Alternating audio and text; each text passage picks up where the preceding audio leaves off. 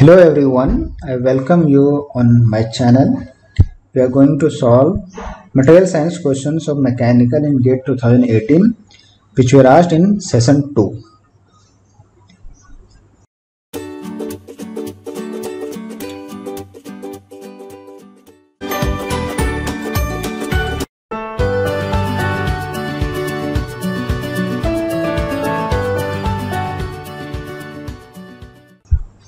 I will show you the questions first.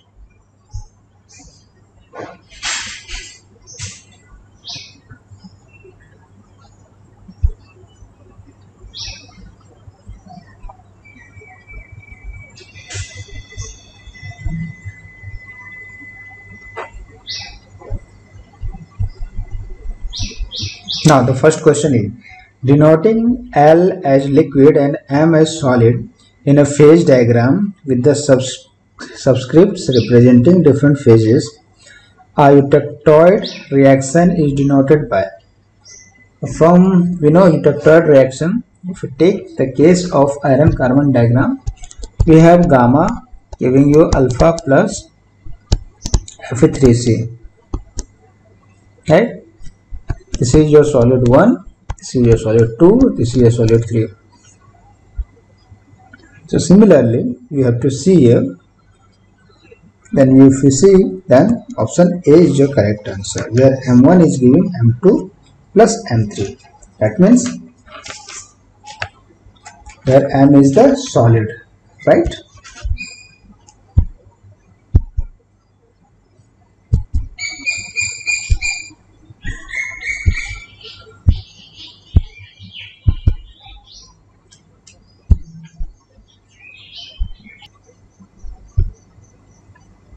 During solidification of a pure molten metal, the grains in the casting near the mold wall are.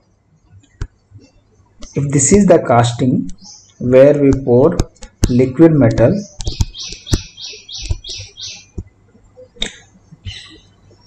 this is the area where this casting happens, and this is your mold, right? So when this liquid metal comes in contact with this area, then due to this high delta T, because the temperature of the liquid metal is about melting point, suppose above melting point, and the temperature of the mold may be suppose at room temperature, or a heated mold can be of 200 or 300 degrees centigrade, no problem. If you see the difference, then the difference is very large, so that's why it creates a chilling effect. When this chilling effect takes place, then nuclei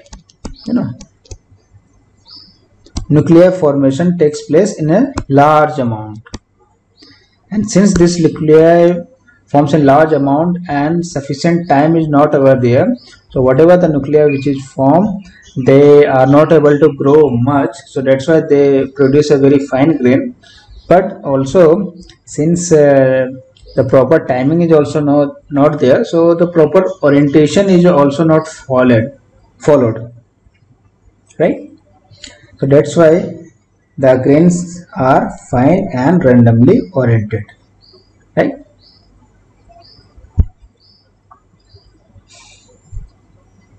Match the following products with the suitable manufacturing processes. First is the toothpaste tube, metallic pipes, plastic bottles, then threaded bowls. Toothpaste tubes are made by extrusion process, and this is called an impact extrusion, right? The metallic pipe, see metallic pipes, then it is made up of centrifugal casting, right? You know a centrifugal casting where we take a cylinder like mold and we rotate it and we pour liquid, and what happens during rotation, a thin shell forms, and whatever the thickness of this thin shell will be, that will be the thickness of this pipe, right? Then plastic bottles.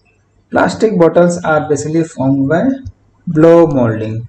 Then threaded bowls. Threaded bowls are formed by rolling process, right? So the rollers are such that it has the threads, like suppose this is the roller, then here threads are already made, and when we insert a job and it is made to rotate, then it creates the thread over here. Fine. P matches with 4, Q matches with 1, R matches with 2. Option C is your correct. Fatigue life of a material for a fully reversed loading condition is estimated from. This is the expression where sigma A is the stress amplitude in MPa and N is the failure life in cycles. The maximum allowable stress amplitude in MPa for a life of 1 into 10 power 5 cycles under the same loading condition is, right, for a N value of 10 to power 5. We will do here, we'll just put the value and we'll get the answer. This is a very simple question. N will be 10 power 5, 0.15, right? After calculating, I have got 195.61 MPa, and the answer shall be in MPa, right? Because here it is given expression in MPa, right? Fine. Okay. The true stress in MPa versus true strain relationship for a metal is governed by the cross-sectional area at the start of the test when the stress and strain values are equal to 0. Okay, that means at without loading condition, the cross-sectional area at the time of necking, right?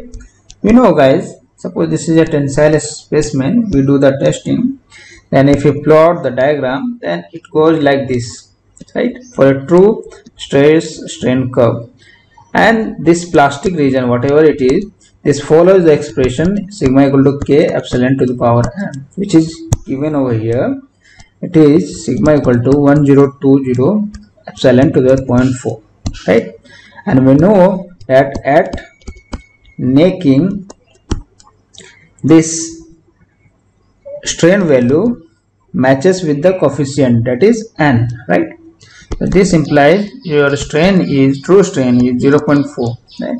And we know true strain expression is ln LF by L naught, or it is also equal to ln A naught by AF, right? So we'll put simply this one, 0.4 equal to ln A naught is 100, AF we need to find, and AF we need to find in mm square only. So we do not need to worry over here.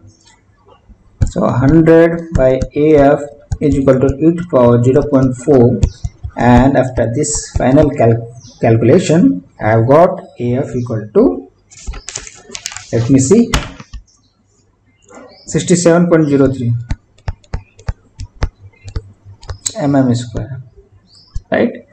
So this tensile specimen, initially it was 100 mm square, has been shrunk so that the new area is only 67.03 at the time of necking, right?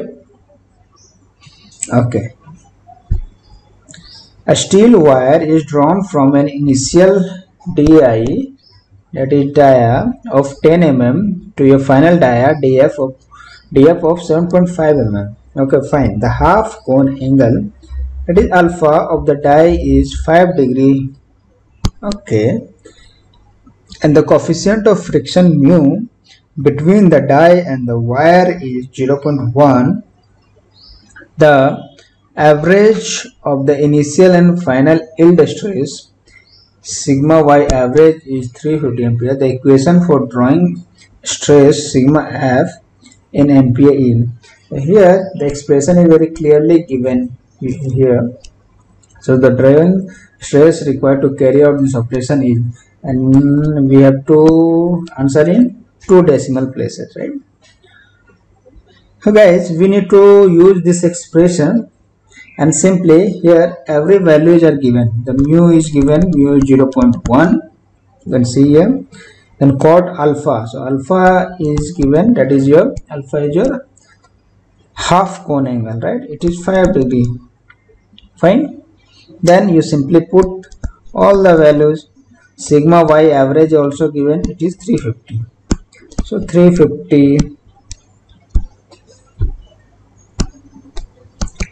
1 plus 1 by mu cot 5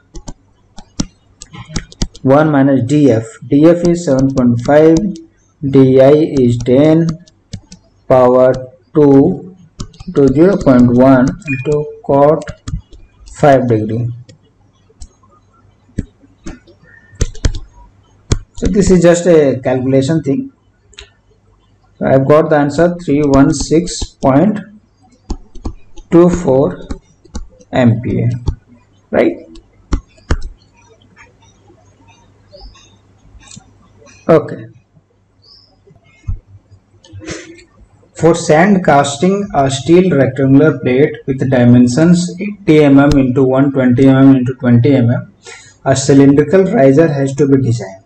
The height of the riser is equal to its diameter. Fine. The total solidification time for the casting is 2 minutes. In Soroni rule, for the estimation of the total solidification time, exponent is taken to be 2. Exponent, right? For a solidification time of 3 minutes in the riser, the diameter of the riser is. We know the Sorino rule, T is equal to mole constant K V by A to the expression n, where this is called the exponent, and here it is given the exponent is 2, and in most of the cases generally we take 2 only. T is equal to K V by A square, right? The first case it is given what is the size of the mold, is that the size of the casting, 80 into 120 into 20, right? And the time is 2 minutes. So 2 is equal to K, we need to find here. V is, we will simply multiply 80 into 120 into 20. Then the area will be 2, 80 into 120 plus 120 into 20 plus 20 into 80, right? Whole square. Now guys, from this if you find, first you will have to find the value of K, right? Fine. Okay. Then when you find the value of K, then it would be, I have done the calculation, it is 2 divided by 7.05 square equal to K from the first equation. Right? Let it be the first equation, right? So in the second case, when the riser is there, we will apply the same equation. T is equal to K V by A whole square, and that's, it is given the for a solidification time of 3 minutes in the riser. So we need to consider the volume and area of only the riser, right?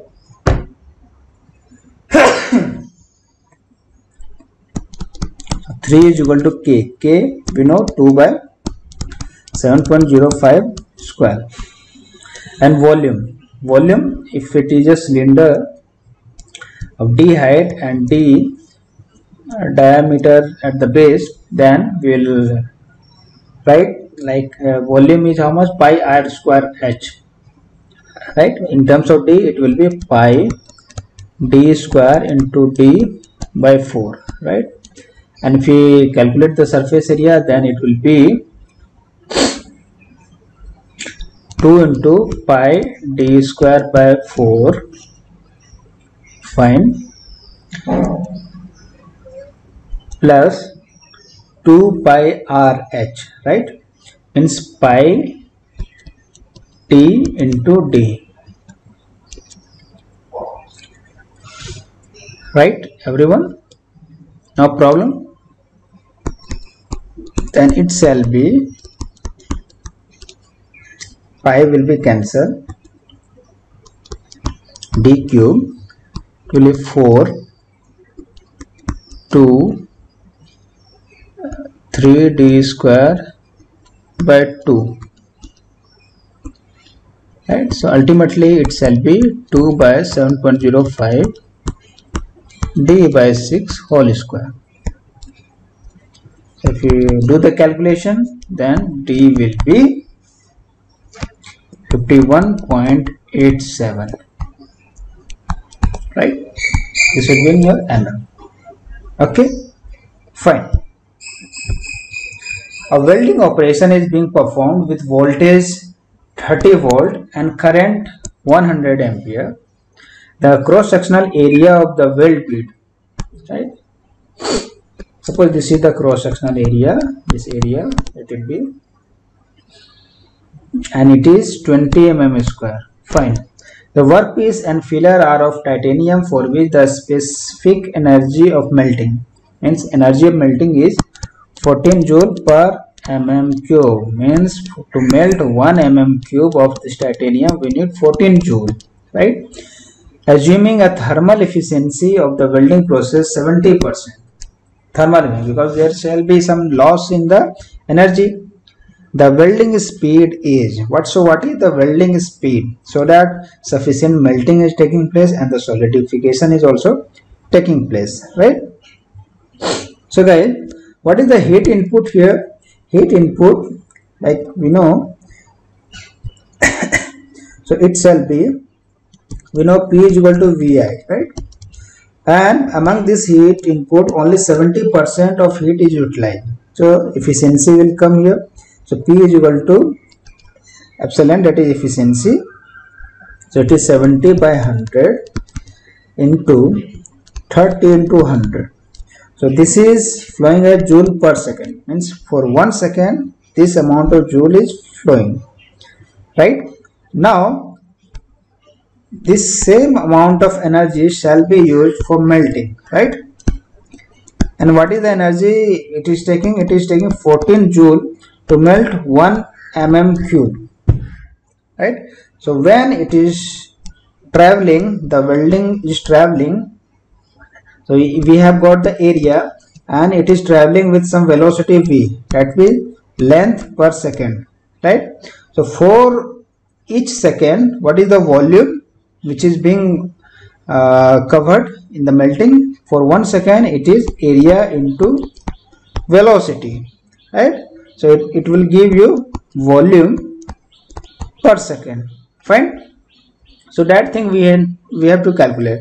So for a particular fixed amount of time, we take this energy consumption for a particular velocity, then it shall be 14 into area into V, right?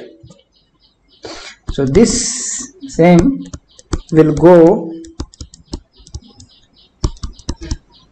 right? Goes like this. For 1 second, this is the amount of energy required to melt, and for 1 second the energy transferred from this arc is this one. So we will equate this. Simple. So guys, we need to find the velocity, and here the area is how much? It is 20 mm square, right? So V is equal to 70 by 100 into 30 into 100 divided by 14 into 20, right? So 100 cancel, 0 cancel, then 2, 10, it shall be 5. So basically 15 by 2, that means 7.5, and this is answer will be in mm per second, right? Okay, so this is your answer. So thank you all.